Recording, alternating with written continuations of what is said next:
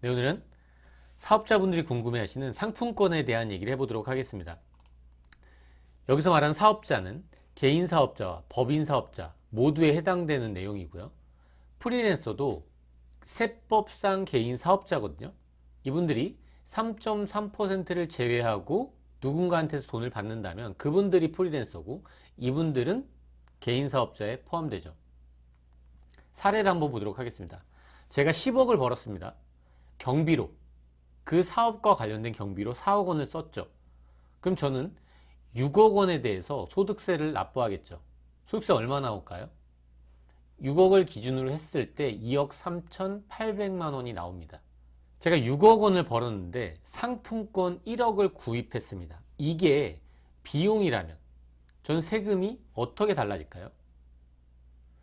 6억을 벌었을 때는 2억 3,800이었죠. 근데 1억 원어치 상품권을 샀는데 그게 비용을 인정받았다면 제 소득은 1억 9,200입니다. 세금 차이가 얼마나 나죠? 4,600만 원입니다. 저는 상품권에 1억을 쓰면 4,600만 원을 절세할 수 있는 그런 사람인 거죠. 이렇게 상품권은 사업상 경비로 인정받는 게 가능합니다. 그러면 사업상 경비인지 입증은 누가 해야 될까요? 대법원 판례를 갖고 오긴 했지만 글씨가 작아서 읽고 싶진 않죠. 그렇기 때문에 끝부분만 볼게요. 입증 책임은 주장하는 납세 의무자이겠습니다. 제가 상품권을 1억 원어치 사고 이걸 비용 인정해달라고 한다면 제가 입증해야 된다는 거죠. 1억 원의 상품권을 구입했습니다. 비용 인정 어떻게 받을까요? 어떻게 사업상 비용으로 인정받는지 그 부분들을 같이 보면 좋을 것 같습니다. 상품권 1억 원을 구입했을 때 비용 처리되는 방법. 일단 모두가 다 비용 처리될 수는 없죠. 상품권을 1억 원어치 샀지만 사업과 무관하다. 이렇다면 비용 처리가 불가능하죠. 기부 같은 걸 예를 들 수 있겠죠. 물론 이 상품권을 군부대에 기부했다면, 그렇게 국가에서 정한 기관에 기부했다면 그게 비용으로 인정받는 경우도 있죠. 하지만 대부분의 사업 무관 경비는 비용 인정받지 못합니다. 이렇게 사업 무관인 그 내역을 제외한 나머지 인건비나 복리후생비나 광고 선전비나 접대비로 사용했다면 이 상품권 1억 원은 사업상 경비로 인정받을 수가 있겠죠. 일단 가장 먼저 광고 선전비를 보죠. 우리한테 가장 익숙한 단어잖아요. 광고 선전비. 세법상의 정의에 반드시 부합해야지 광고 선전비 처리가 가능합니다. 그 의미를 명확히 알아야 되겠죠. 광고 선전을 목적으로 불특정 다수인한테 지출한 그런 비용이라면 그거는 경비로 인정받을 수 있죠. 제가 지하철 입구 앞에서 나오는 사람마다 이 상품권을 10,000원으로 나눠서 한 장씩 나눠줬습니다. 그리고 제 사업을 홍보했죠. 이건 경비인가요? 이건 경비죠. 불특정 다수인한테 상품권을 줬잖아요. 광고 선전을 목적으로 지하철 앞에서. 분명히 광고 선전비의 정의에 맞습니다. 근데 이 상품권을 나의 거래처, 특정인한테 상품권을 모두 줬다. 그럼 어떨까요? 이건 접대비입니다.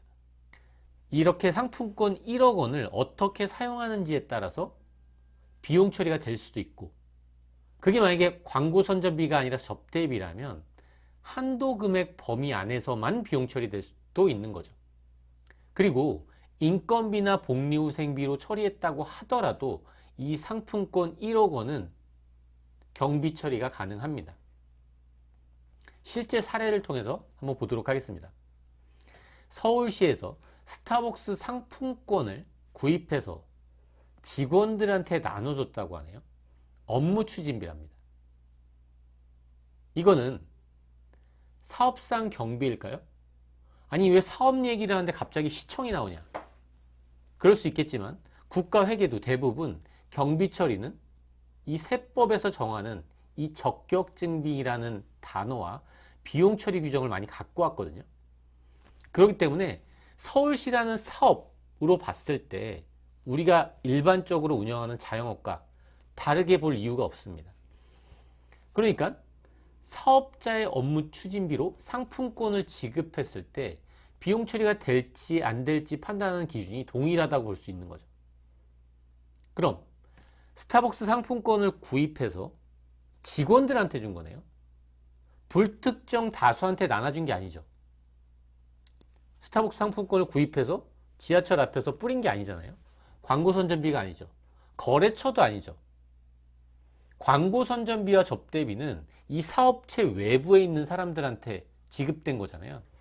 내부에 있는 사람들한테 지급된 거는 인건비나 복리후생비입니다. 그러면 아까 그 서울시에서 지급한 스타벅스 상품권이 업무 추진비냐, 과연 그 업무 사업으로 볼 수 있느냐, 이 부분이 사실 실제 사업자분들이 세무조사를 받으면 입증하기 상당히 어려운 부분 중에 하나입니다. 어렵겠죠. 직원들한테 준 게 활동비인지, 아니면 그냥 경력금인지, 아니면 사업하고 전혀 무관한 그런 상품권인지, 이걸 입증하는 건 쉽지 않겠지만 사업과 관련 있다고 그냥 가정할게요. 업무 추진비라는 단어가 붙었으니까요. 당연히 사업주가 고생한 직원들한테 인건비를 지급하는 건 비용이 맞습니다. 업무 추진비? 당연히 맞죠. 그러면 사업성 업무 추진비라면, 그렇게 직원들한테 나눠줬다면 비용 처리하고 끝인가요? 그건 아니죠. 사업자분들은 과세당국이 조사하러 왔을 때 어떤 증빙이 더 필요할까요? 엄밀히 말하면 실비 성격은 아니죠. 그렇죠? 실비 성격의 비용이 아니에요. 이건 인건비로 볼 수 있거든요. 상품권을 분명히 업무 추진비로 지급했지만 인건비 성격에 가깝습니다. 왜 인건비로 제가 판단할까요? 이게 국세청에 나와 있는 인건비를 예를 든 기준입니다. 명절 휴가비도 인건비예요. 시간의 근무수당 인건비입니다.